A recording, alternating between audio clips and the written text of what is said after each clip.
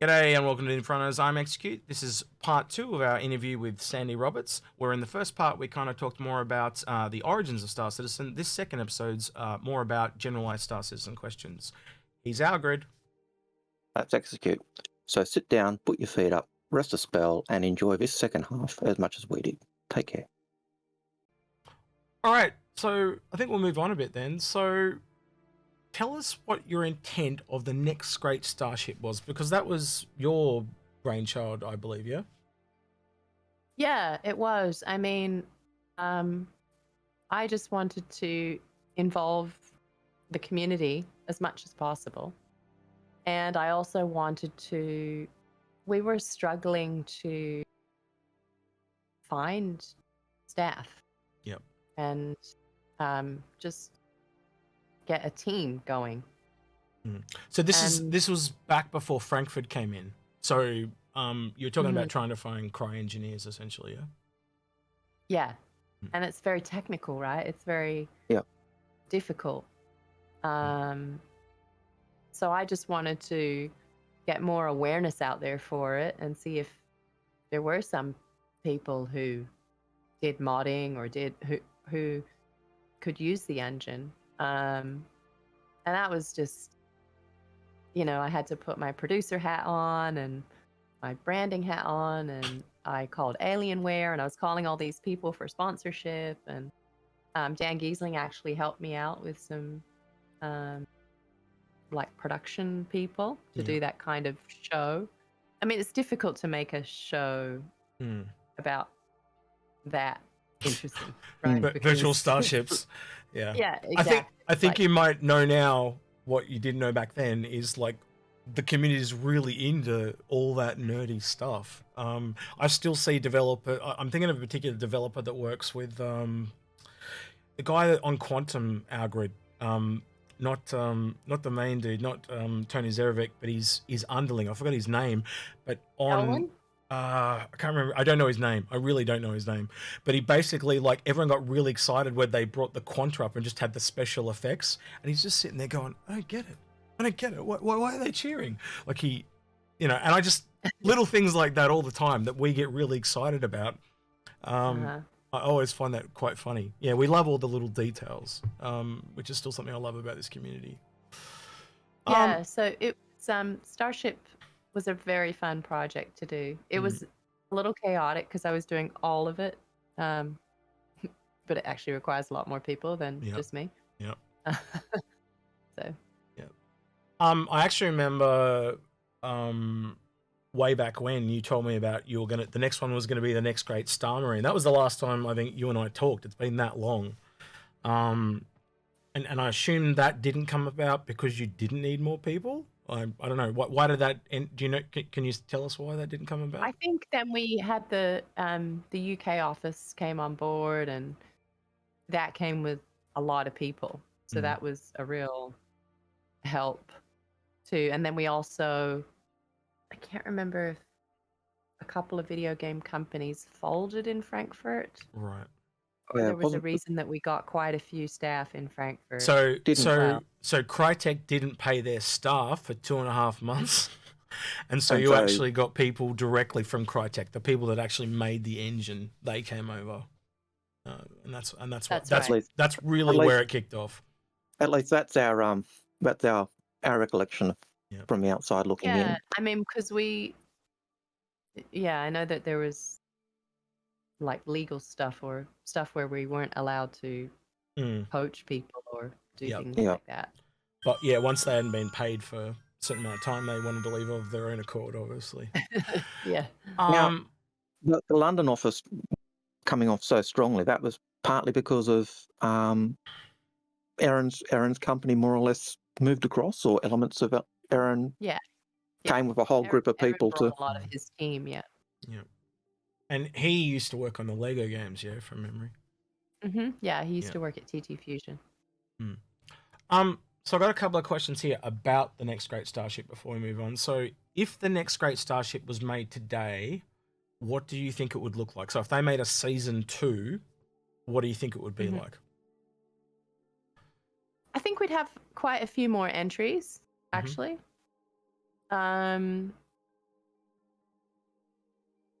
I don't think it would be too dissimilar. We would have, we've still got your Chris Smiths, Mm-hmm. Tony Z's, and all of those. We have some fun people that would be good, that would make good judges. So one thing I think was a problem was the manufacturers were not as, and the law and stuff like that was not as developed as it is now. Yeah. So a lot of the so let's look at the ship that won, for example, the Redeemer. I really love that ship, but I also like the Boomslang, but which came second. But the Boomslang, by today's standards, is not an Origin ship at all, and there was a lot of decisiveness, I think I'd say, in the community about the engines, because they were radically different from anything else Aegis made. So I guess what I'm asking is, was there any troubles because of what the community had made in that ship, as in the Four Horsemen, the people that made it? Like, and how hard was it to get in the game from your perspective? I don't know if you can answer that actually now I think about it, but yeah. We did have some issues with the Redeemer from memory, but it wasn't. I think we had to rework some of it. We used to call that one the Ugly Duckling, I think. Oh, that says everything. There you go. So, because that's, by the way, that's what I call the 890 jump. I call that the Ugly Duckling. But yeah, you just hate Origin though. Well, look at that Boomslang. Like, that was a gunship by Origin, and Origin is not that at all. Origin is a high class luxury. Yeah. And I'd like to hear this from someone's mouth, but I'm pretty sure it's a sinkhole. As in most games have a sinkhole for you to put your money into, and that seems to be what Origin is to me anyway. I thought that was the capital ships, but that too. But yeah. I do think I agree with you though. I do think because our brands are a lot more defined now, that the next great Starship would be a lot more defined as well. Yeah. Because I always got the impression, and I know I've argued with Execute and others numerous times, that the key purpose, and I think you alluded to it earlier, was one of the key purposes was to find those Cry engineers, and the ship designed, or the ship look, the design language of the ships was kind of secondary to that. Find people who really know how to use this engine and apply the engine. Whereas a Season 2, that wouldn't necessarily be the case now, would it? You wouldn't be looking for those engineers primarily, so it'd be more focused on the lore and the look. Right. I mean, we still have we still have Elwyn, and he's awesome. And we had a couple of others for a while. I don't know if we still have Gage or. So the guy, the Four Horsemen guy, he actually ended up moving on to CD Projekt Red. That was the last thing I heard about him, and obviously, as you said, Elwyn. But I'm not sure about any of the others.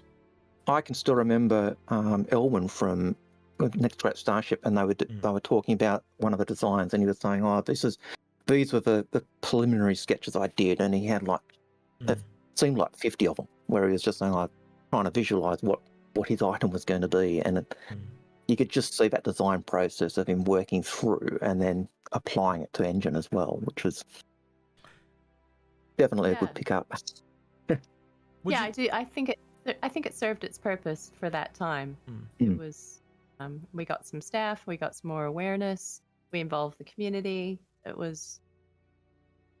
Well, would you ever? Was how I found out about Starship. Would you actually consider ever doing a Season 2, or do you think it's just too much work to do that now? Or even though the community really got behind it back then? Or what's your take on it, so to speak? I think because the community is so much bigger now, it's hard to... It's all about bandwidth. So how many shows can you do well and cater to the biggest audience? Which some of that sucks, but... Is that why it's kind of thinned off in recent years? Like, there's just not as much content as there used to be? It takes a lot to do a show once a week. as I'm sure you know. Can attest to that. Yeah. And it was very ambitious of us to do as much video content as we did, because you're always scrambling for content, because video game development doesn't happen that fast. So what happened the week before and what's happening next week is probably the same, and sometimes it goes backwards. Yeah. It's incredibly frustrating. And you have all your from concept a work. marketing. You have all your concept work and stuff at the beginning where there's just a variety of everything. But as development goes on, like, I don't know, pick something becomes like narrower, doesn't it? yeah, because you've got something like server meshing that might take several years to get done. So you can't always show things off. So I understand that. But again, remember what I was trying to say earlier, like some of the people, they just want their game. They don't want excuses. They just want it now. So Well, yeah. the things like server meshing, and I mean, some of these things are so technical, and it's hardcore stuff to understand. But I mean, I feel like we've educated the community a bit as well. Yeah. Like they seem to know a lot about game development. I think it's been you a know, good thing overall for not just Star Citizen, but gaming as a whole, like for the whole thing. Like if you can go back and watch all the pieces, you can learn a lot about game development, not just Star Citizen.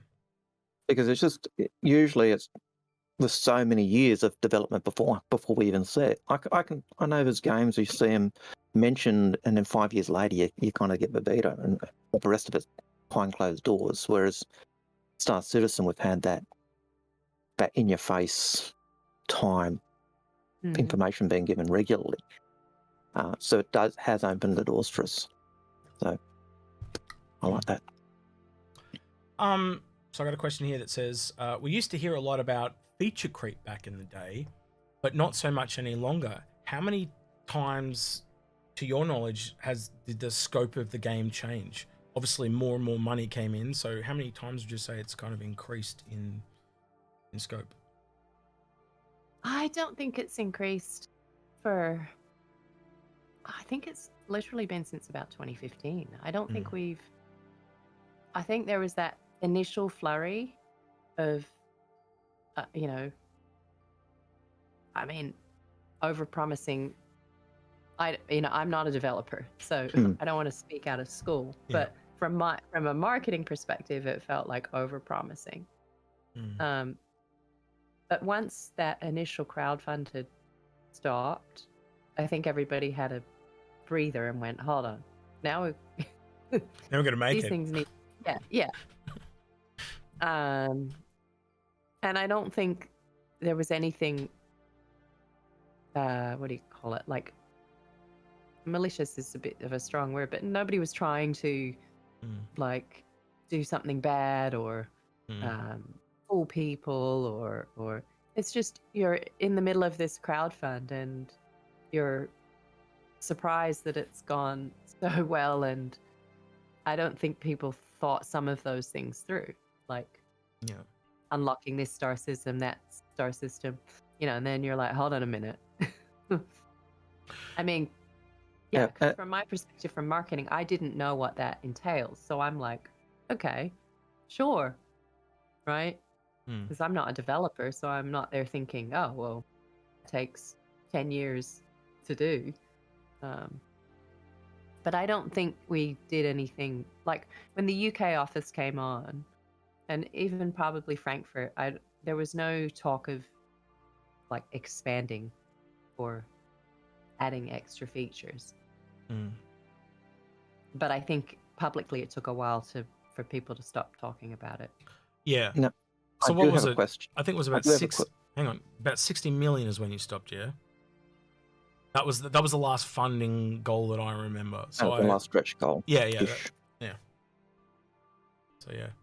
So it's been a while. Long story short, yeah. Sorry, Algared, you were going to say? So I've got a question, and I don't know whether you can answer this one, because it kind of goes more development. But when the Frankfurt guys came on board, were they kind of more or less given a free hand to kind of show us what you can do with the engine, or was it do this, and this? Did that make sense? I mean, Chris has a pretty good handle on the engine, you know, inside out, what it can and can't do. So they were fairly structured, I would say. And Chris would travel there and everything. I think it was just more, it's kind of like how I felt on the marketing side. It's just that what I did was much easier and faster to execute.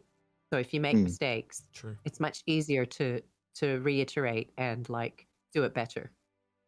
Whereas with Chris, where he's trying to get the team together and you know, one path doesn't work out, it's not as easy to fix it. Yeah. So I think Chris and I were doing parallel fire fighting, but mine was easier to do than working with software engineers and yeah. So I want to go to the time period where you were doing the mocaps and all the recordings for Squadron 42, and I want to ask you, what was it like working under Chris as a director, doing all that motion capture, and also working with some really well-known actors? I was pretty nervous on the first day, and was a bit stiff in terms of my acting. I was sort of like, couldn't get it together to do basic tasks, you know, in the bobble suit and everything. Because they're really flattening out. Flattering. Yeah, really flattering. Well, also because you're just, you're in a volume. There's no props. There's no, it's all imagination. And then Chris shows you on the screen what the set looks like. Then you have to go back to the open space and go, okay, I'm in a ship. You know, it's like, but then I noticed some of the bigger actors also had the same nerves that I did. Probably not for the same reasons, but some of the same reasons, in as much that they're used to having a set. And so I thought, oh, well, if they're a little bit nervous, then I'm okay. I can do this. This is not, you know. So after about a day, it was fine, and Chris was fine too. It was, as we grew, it was tougher to work with him on the marketing front, but on the mocap front, he was fine to work with. So how starstruck were you when meeting some of those stars, and who left you the most starstruck? I didn't think I was going to get starstruck, but when Gary Oldman delivered his Admiral speech he was just practicing, and everybody stopped on set because they you know, you have that, oh shit, I don't know how many things you've filmed, but you have that moment where you think that you've messed up a take because you were talking or you were moving and they were rolling. Everyone stopped going, oh my gosh, are we filming? Are we? Because he just was so in the moment. It felt so real. And when I interviewed him, I was a bit giddy. I was like, oh my gosh, I feel like a kid in a candy store. Yeah. So, yeah, I would say Gary Oldman. Do you think having actors like that is going to become more and more common in games? Because I look back at the moment and I can think of a couple of games that have had one or two, but when Squadron 42 hits, it's literally going to have like a cast of movie actors. Everybody. Yeah. I know. So do you think that'll become more common, or do you think it's going to just stay one or two? I think there's a lot of crossover that's happening, and I think all this crossover is going to happen even more. Like, I just was it. No, not Exploding Kittens. Gosh, what was I? Not Uncharted. But anyway, video games turning into movies, turning into like the Witcher TV series. I think this whole crossover of actors because video games, let's face it, we spend way more time in a video game than you do watching a movie. That said, Watch a though, movie one time. when it goes the other way, it doesn't always translate because there are It's true. like you mentioned Uncharted. That was terrible because they just didn't understand what the game was. So yeah, I think the same thing like we were talking about, you kind of needed to know the Star Citizen community. People also need to know the game to make it well into a Yes. movie. It has to be the right people. Yeah. But I think those people are crossing over more than they used to. I think in the future it will be more. This is a bit of an off-the-cuff question, but could you imagine them ever making like a Star Citizen or Squadron 42 movie and like bringing some of those actors back? I could see that. I don't know if you could, but I can see it in a TV series. That'd be a really good tie-in, actually. Like, Yeah, like I can see events it in the sort of like game. yeah. Yeah. We The did Lost have Squad. that. The Adventures of Cal Mason. We do have a few different storylines in the universe. Paul Shelley's favourite character, I think, Cal Mason. I actually have one of the old shirts, Cal is my wingman, and it only dawned on me the other day that it was Cal Mason, not just this unknown person. Just an epiphany. It was like, oh, wow. I do have another question for you based on the CGI and motion capture. Do you see that, I suppose, in your opinion, how the advances in CGI and motion capture changing or impacting or even opening doors for actors? Like, do you think that's, yeah, that's probably it. I mean, I think actors just love to act, from what I know. I mean, I'm one myself, my daughter, Yep. we like to act. And there is a lot more of this like live action mocap stuff going on, not just video games. So I definitely think though, I mean, the people, if it's done well, it's great. I think. I mean, I'm a sci-fi fan, so, but it has to be done well. I think that if you can do mocap really well as an actor, doing the latter, like being on $100 million set, is easier. Well, we're definitely Hence- seeing a lot more green scene stuff in the last, decade. So yeah, I think mocap is a part of that. Have you considered having a red carpet event for the stars and the Hollywood alumni to help release Squadron 42? I have a whole bunch of fun ideas that I would like to do to release Squadron. But because I'm not in charge of marketing anymore, I don't want to step on anybody's toes. But I will put forward, depending on what the team has come up with, I will definitely get in Chris's ear about a few things that I want to do. And a red carpet is something I had in my mind. We've talked about a number of times because like just all the press that would turn up, free publicity, Entertainment Tonight, all those type of people. Yeah, we just thought it was a no-brainer, but yeah. Yeah, we were going to say, if you haven't considered it, why not? Yeah. Yep. No, I agree. So we all know Chris's favorite ship is the Constellation, but what's your favorite ship? Mine's the Cutlass Black. It's been the Cutlass Black for a long time. Yeah. Yeah. we should have guessed that because of the Cutlass Tango, shouldn't we? Yes. That was an awesome ad. I love that one. Does Sky have any Doom Patrol spoilers for us? Or you, if you've got them as well. Oh. Or are you... Sky isn't privy to the whole script storyline all the time because it's not children's content. It is very adult content. Not kid friendly. Yeah. Yeah, it's not kid friendly. Like the first season she was in, and Chris was like, "Oh, let's watch it. Let's see your scene or whatever." And pretty explicitly wrong scene for a child to watch came up right before Sky's scene, and Chris was like, "Ah, don't look, don't." She's like in a panic, in a tailspin, Yeah. trying to cover Sky's face and everything.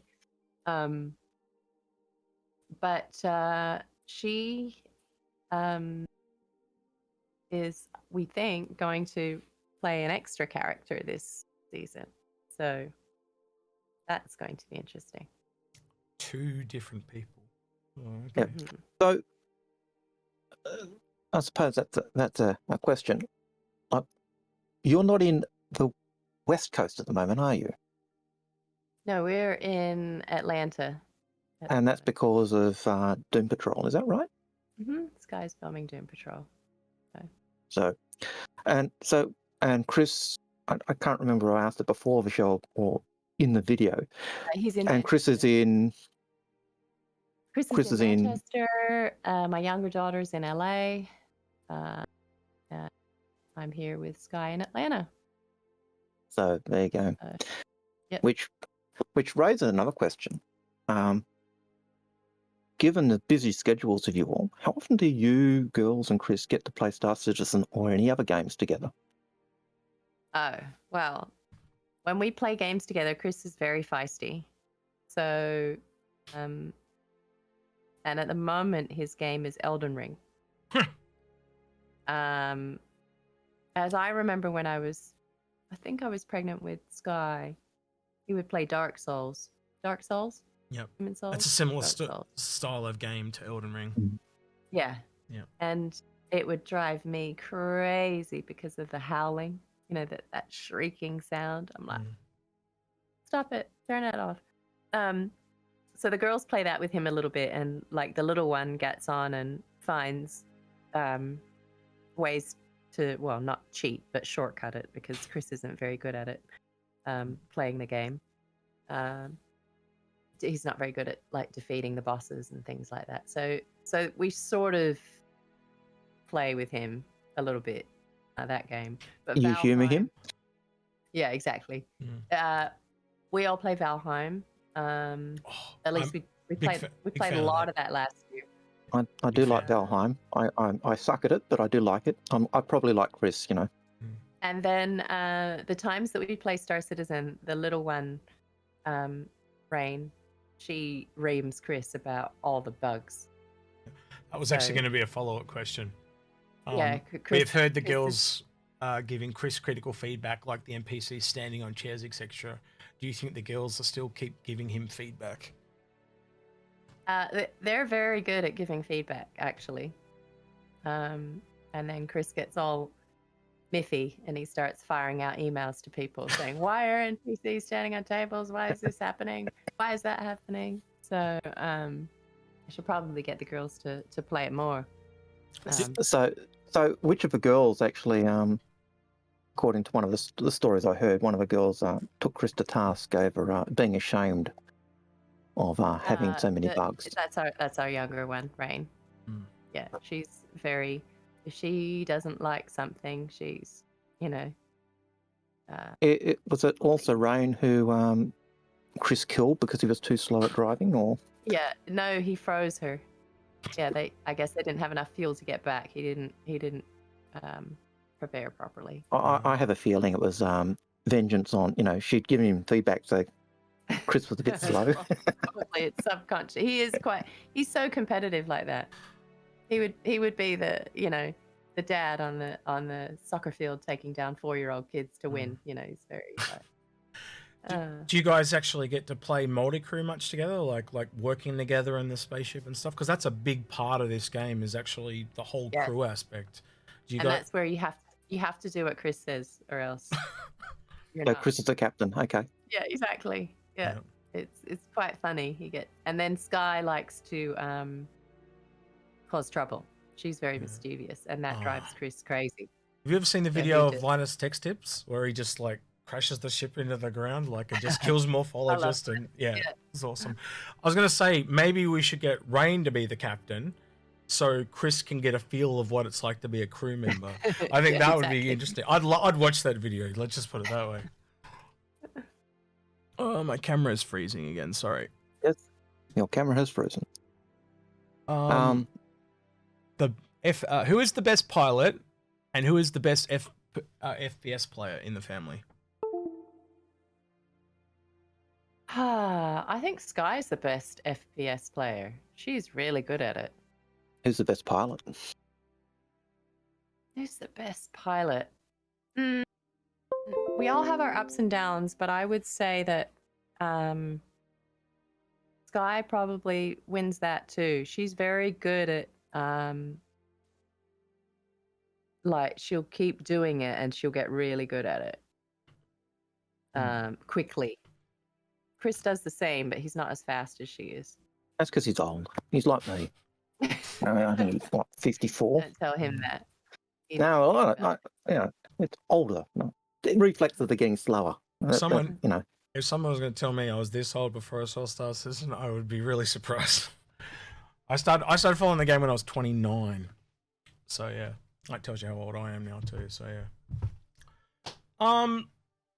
So when the game does have its big launch day, where do you plan to make your home in the verse day one, and why?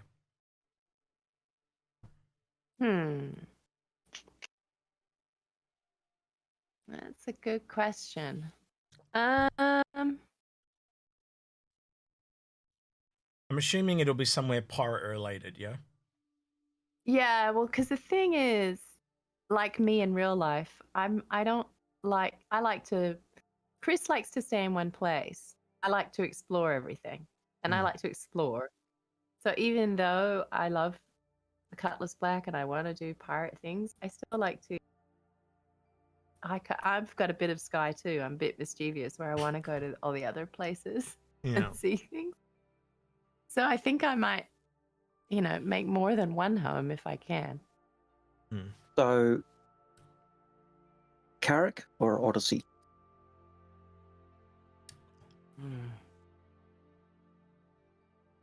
Probably the Carrick. I agree. Algared doesn't seem to be pleased with that. He's thinking, He's a bit more of an industrial man, but yeah. All right. Well, with that, that's all of our questions that we had prepared. Is there anything that you would like to say? I don't know, to people that are watching, or anything that they might want to hear? I don't know. I'll open the floor to anything you would like to say. I mean, there's so many new players, and I'm sure to a lot of new players, I'm not particularly interesting, which is fine. But I hope they're enjoying some of the things that make Star Citizen unique, even though it's still in early alpha. That I'd like to think that our community is a really good one. Considering also the size of it, I find that it's not easy to keep a community great once it gets really big, but I think that ours is still. Agreed.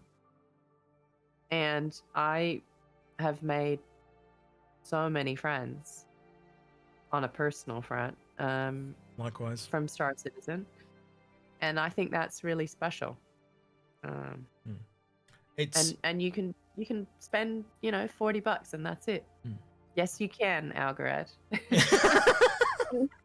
That's the best burn I think I've ever heard. I got to remember that one. Yes, guys, you have heard it. Sandy has told me to stop. Yeah. I remember it was I think it was the 200 million cross that mark. I'll let you know. And your response in email was, or text was, "Oh my God, what have you done? Stop!" Yeah. So, I from that I have earned the Paul calls me old man Hurston now. So old man Al Hurston, the moniker I've got, based on.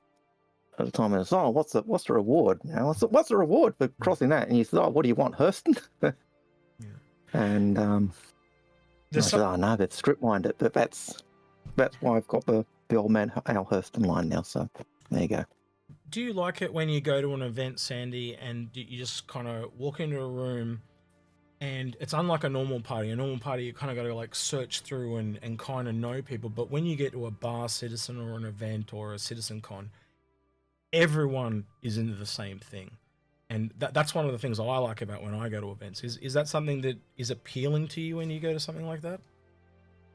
Yeah, I mean, look, when I created Bar Citizen and Alexis and Ben and I went to the first one, I think I had a private moment where I kind of cried a little bit because it was just so welcoming.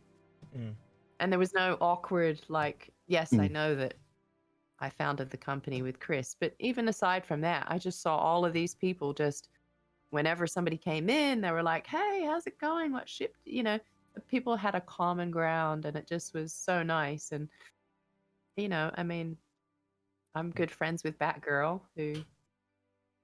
Well, you're at her house right now, yeah? Yeah, don't tell her I said that, though, because she's like, don't tell people. So it's on the video. She's going to see it eventually. Yeah. So I'm just about as far as you can get from a CIG development studio. I'm in Tasmania, Australia, so I know you know where that is. But I have one of these. Do you think I'll ever get to be able to use it? Because I've never been to an event. Do you know what this is? Do you remember these? I do. Yeah. I've never been able to go to an event. For the sake of the viewers who don't know what it is, what is it, Sandy? It's a special VIP card, so that it was designed to get you into Bar Citizens or like events, basically, that have a bunch of other Star Citizen community. Sometimes we do pop-up events, sometimes we do big events, small events. And that card was kind of like your pass. Yep.